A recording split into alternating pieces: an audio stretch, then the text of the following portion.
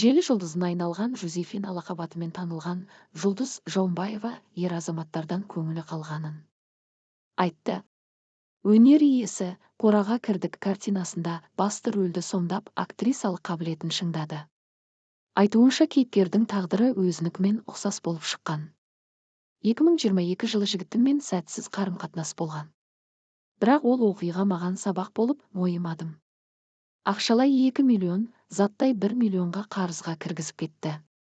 Тіпті маған қол көтеріп, зорлық жасауға дейін барды. Ұрып шыққаны да жасырын емес. Оқиғадан кейін ер адамдардан қатты сескеніп, үйден шыға алмай қалған кездер болды. Психологпен жұмыс істей бастадым. Ер адам жоласа, айқайласа, бірден қорқыныш пайда болады. Ұрып қалса, талып қаламын деген ой келетін дейді желі жұлдызы.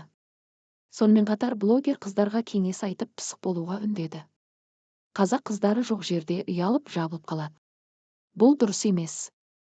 Жұлып жеп тұру керек. Мен өзім аңқау болдым.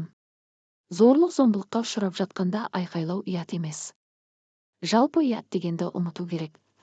Жігіттерден де қу болып өмір сүруге болады деп ақыл айтты блогер.